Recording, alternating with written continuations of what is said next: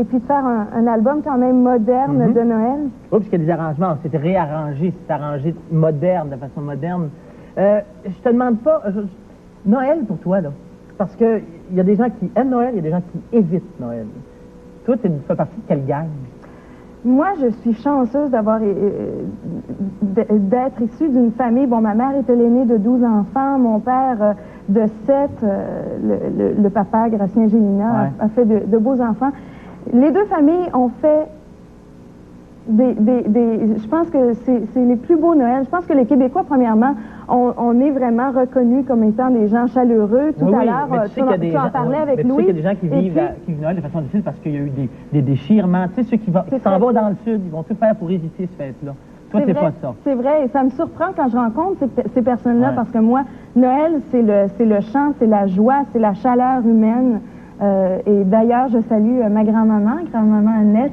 Je vais t'envoyer la cassette. Je ne l'ai pas fait, j'ai pas eu la chance, mais là, je le fais sur les ondes et puis je te l'enverrai. Je t'aime beaucoup. Belle cassette, grand-maman. C'est grand-maman, Annette qui vient de Trois-Pistoles. OK. J'ai été le plus surpris des gars quand j'ai lu l'autre jour un truc disant que tu trouvais la vie difficile, toi. Ça m'a étonné. Tu essaies de comprendre en quoi tu l'as trouvé difficile. Ça ne vient pas venir d'aujourd'hui, ça doit venir d'adolescente, enfant, tu vas avoir ça. Qu'est-ce que tu trouves de difficile dans la vie? Je crois, bon, premièrement, je suis perfectionniste et puis j'ai aussi le sang de Gracien Gélina, de mon père Alain, qui sont des comédiens. Je pense que les artistes qui créent beaucoup sont toujours à la recherche du mieux, d'une meilleure vie, d'une meilleure création. Donc, ça fait aussi partie de mon sang. Quand j'ai lu la biographie de Gracien, qui a été faite par ma cousine Anne-Marie, j'étais décontenancée de voir à quel point on pouvait se ressembler. Puis toi, tu dis qu'il y a une dimension triste. Dans le quotidien, tu trouves ça triste parfois. J'ai une dimension qui est très mère-poule, par exemple, avec mes sœurs, avec ma mère, avec ma famille. Les gens, j'essaie souvent de les couvrir d'amour, de sourire. Mais pour moi-même, j'ai pas nécessairement toujours cette gentillesse-là. Parce que quoi? J'essaie de comprendre. Qu'est-ce qui fait qu'en toi, tu vois pas les choses de façon éblouissante? Parce que tu en donnes, comme tu dis, tu donnes le bonheur. Pourquoi pour toi, tu te le donnes pas? Pourquoi t'es dur pour toi? Ce qui est bien, c'est de le découvrir. Pourquoi t'es dur pour toi? Pourquoi je suis dure pour moi? Parce que,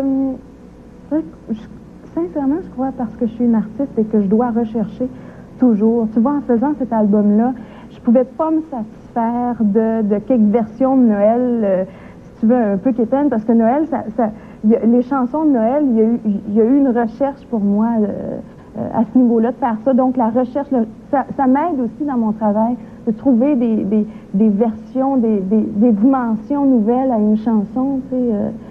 Est-ce que déjà dévier un petit peu. Oui, tu dévies, mais gars, je vais te laisser dévier. C'est l'histoire d'une vie, puis je suis pas malheureuse, sauf que je suis quelqu'un qui est toujours, si tu veux, à la recherche de quelque chose de avec le recul, est-ce que il y a des gars dont tu es conscient qui sont sortis avec toi parce que tu t'appelais Mitsou? Est-ce qu'il y en a eu des gars qui sont sortis avec le personnage? Non. Quand tu décides de passer 2-3 ans de ta vie avec quelqu'un, je pense que tu le fais parce que tu aimes sincèrement la personne.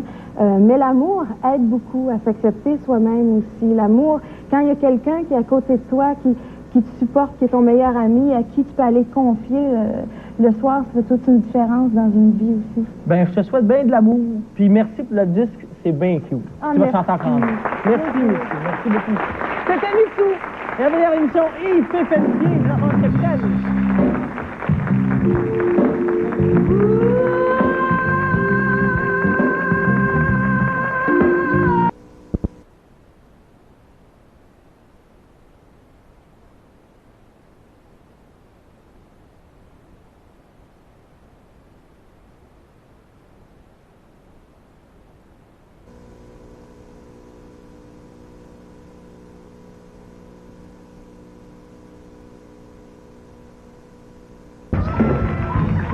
Jean-Michel Anctil, il nous reste à peu près 10 secondes. Regardez la belle photo que j'ai ici, mesdames et messieurs. Ça, c'est Jean-Michel quand il était petit. Et c'est marqué en arrière, un jour, je serai à la place des arts, et c'était le 8 mai 72. Ouais.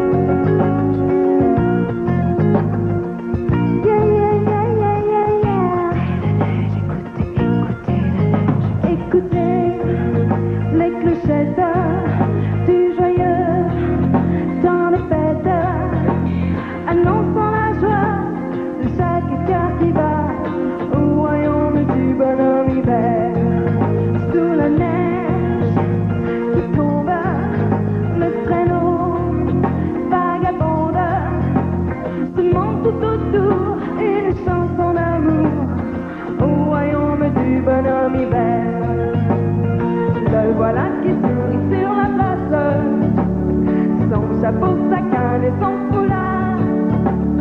Il semble nous dire ne tombe menace. Ne voyez-vous donc pas qu'il est tard? Il est tout de même près du feu. Je t'emmène. Allons nous chauffer dans l'intimité au royaume du bonhomme.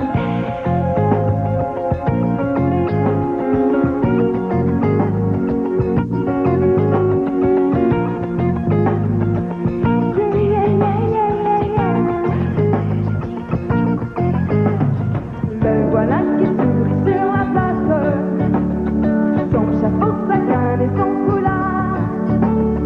Il semble nous dire ne t'en menace. Ne voyez-vous donc pas qu'il est tard? Il est tout de même près du feu. Je t'emmène. Allons nous chauffer dans l'intimité au royaume du bonhomme hiver.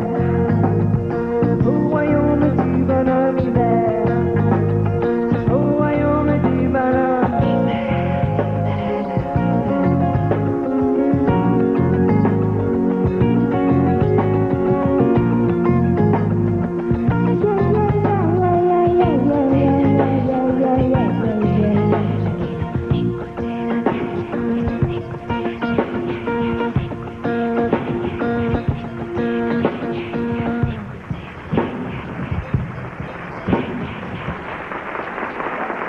Merci.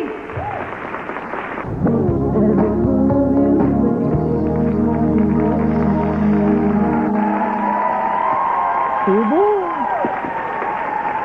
Demain, à l'émission, je reçois Francine Raymond qui nous présente son nouvel album. Je reçois Patricia Paquin et il y aura entre autres avec elle une entrevue éjectable. Je ne sais pas si elle le sait déjà, mais elle va le savoir tantôt, demain plutôt. Et je reçois aussi Dominique Lévesque, demain à Red Redigo. Et pour assister à l'émission en studio, il faut téléphoner au 1-888-6 public. Et pour participer à l'émission en numéro éjectable ou en entrevue éjectable, c'est le 1-888-790-GO-GO. Mitsu, on a reçu un jeu ici, un jeu québécois. OK. Un jeu qui est un peu quelques enfants de piège, si on veut, mais sur la musique. Ça s'appelle Chef d'orchestre. Hein? C'est un beau jeu. Et on va recevoir avec moi, à ta droite, mon directeur musical, Simon Leclerc, à participer avec toi et lui au jeu.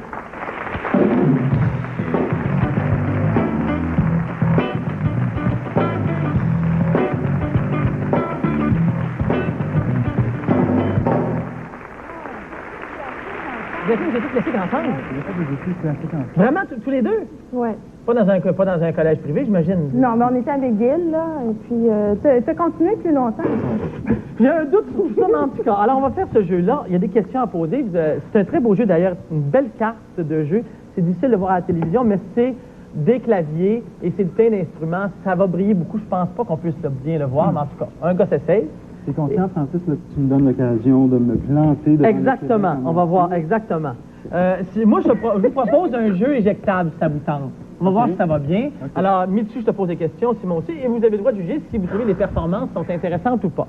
On commence tout de suite avec Mitsu. Okay. Mitsu, quelle était la nationalité de Jean-Sébastien Bach? Allemande, autrichienne ou polonaise? Ben, je savais. Allemand. Bah, bravo! Bravo, Mitsu! Excellent! Tu vas m'aider. Alors, maintenant, pour mon ami Simon. Bon, c'est facile, ça. Nommez la nationalité et le siècle appartenant à ces compositeurs. Enesco, Stravinsky, Prokofiev, Schoenberg et Webern. Ils sont tous russes, c'est début 20e siècle. Hey, mon baveux! Il l'a eu! Tout le monde fait ça. Mitsu, quelle était la nationalité de Vitali, Monteverdi, Corelli et Torelli? Italien, hein? Bravo! Coudon, ouais. Écoute, ça va bien. On continue, écoutez, c'est quand même des bons... Oh non, ça c'est facile aussi. Dites ce que les termes suivants signifient. Crescendo, décrescendo, piano, pianissimo et forte. Des nuances en musique. Ce sont... OK, crescendo, ça veut dire? Ben, le son augmente. Ouais. Décrescendo? On diminue. Oh, c'est facile, ça, pour toi, c'est pas bon, ça. OK, on continue. Quel genre de musique Palestrina composait-il? Ça, c'est pour toi, ça. Religieuse, de chambre ou sérielle? Je crois que c'est religieux. C'est ça! Excellent! C'est terminé! C'est terminé, tout le monde, bravo! Bravo tous les deux, vous êtes de très bons. À demain tout le monde pour Radio Go. Bye bye. Merci Michou. Merci.